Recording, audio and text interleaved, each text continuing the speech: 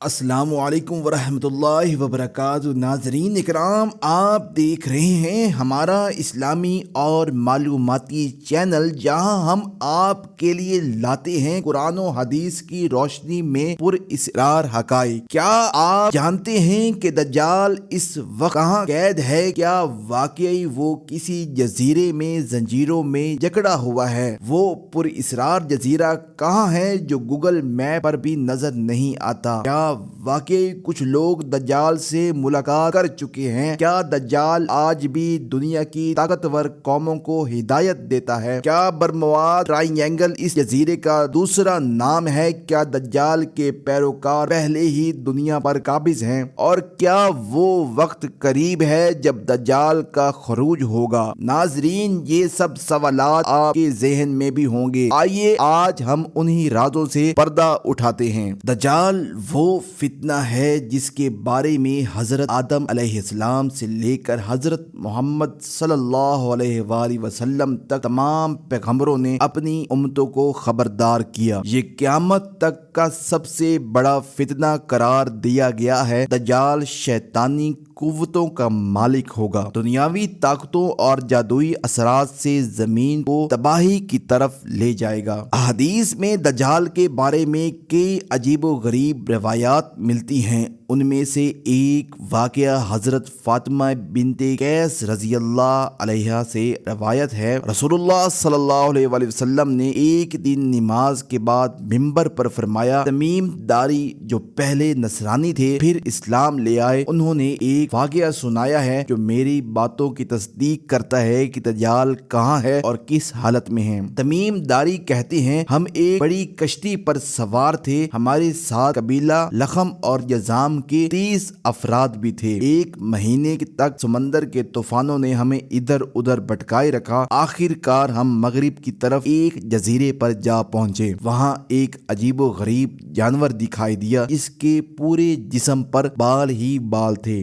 जब हमने पूछा तू क्या है, तो उसने कहा, मैं जस्सासा हूँ, दज्जाल का जसूस। इस गिरजे में जाओ, वहाँ कोई तुम्हारा इंतजार कर रहा है। नाजरीन कराम, हम सब हैरान हो गए और फौरन उस गिरजे की तरफ बढ़े। वहाँ एक बहुत बड़ा और कवी हिकल शख्स नजर आया। उसके हाथ गर्दन से जकड़े हुए थे, उसके पैर घुटनों से टखनों तक लोहे की जंजीरों में सख्ती से बांधे हुए थे। हमने कहा, तू कौन है? वो बोला, अब तुम जान ही गए हो, पहले बताओ तुम कौन लोग हो? हमने कहा, हम अरब के बाशिंदे हैं, कश्ती पर सफर कर रहे थे, तूफान हमें इधर उधर ले आया और फिर हम इस जजीरे में पहुंच गए। उस शख्स ने सवाल शुरू किए, मुझे बताओ, बेसान की खजूरों में फल आते हैं? हमने कहा, हाँ आते हैं। उसने कहा, जल्द वो वक्त आएगा जब उन्हें फल नहीं आएगा। फिर उसने कहा,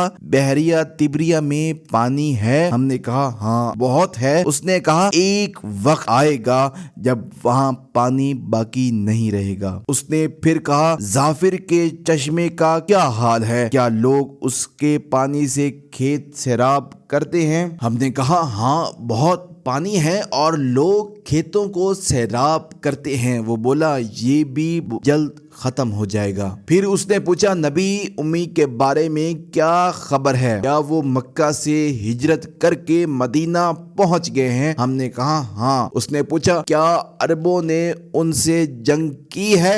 हमने कहा, हाँ, और वो उन पर गालिब आ चुके हैं। ये सुनकर वो बोला, यही बेहतर था कि वो उनकी इताअत करें। अब सुनो, मैं दज्जाल हूँ, मुझे जल्द यहाँ से निकलने की इजाज़त मिल जाएगी। मैं पूरी ज़मीन का चक्कर लगाऊंगा, 40 दिन में हर बस्ती में दाखिल हो जाऊंगा, सिवाय मक्का और मदीना के। दोनों जगहों में मेरे दाखिले की ममानत है।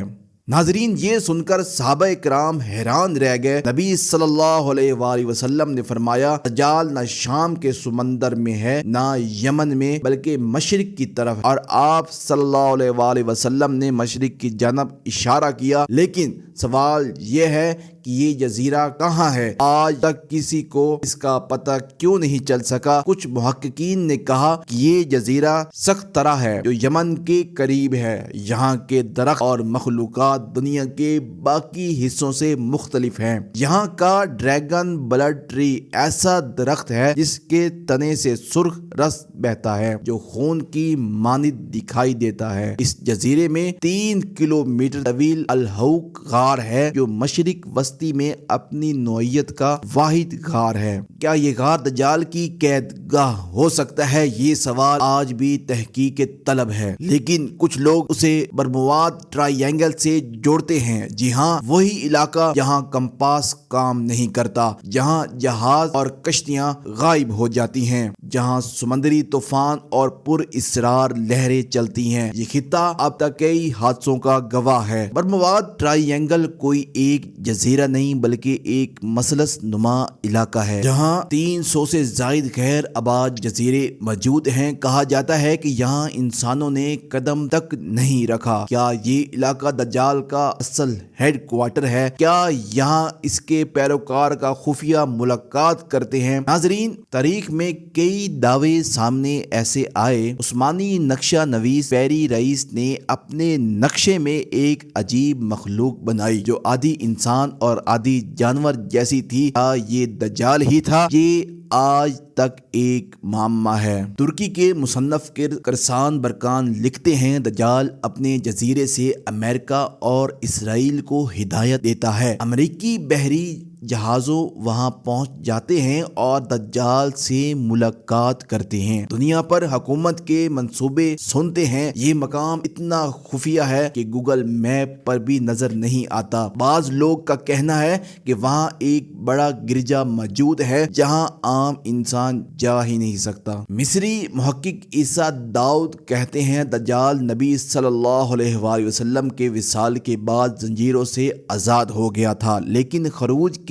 اجازت ابھی بھی نہیں ملی۔ اب وہ برمواد کے قریب ویران جزیرے میں رہتا ہے اور اپنے پیروکاروں کو ہدایت دیتا ہے، لیکن یاد رکھیں اس کا اصل مقام صرف اللہ جانتا ہے، اور جب اللہ چاہے گا تو دجال ظاہر ہوگا جو دنیا کے لیے سب سے بڑا فتنہ بنے گا۔ ناظرین، آپ کے خیال میں دجال کہاں قید ہے؟ قطرہ میں یا برمواد ٹرائی اینگل میں؟ کمنٹس میں اپنی رائے ضرور دیں اور مزید پر اسرار حقائق کے لیے ہمارے ساتھ جڑے رہیں۔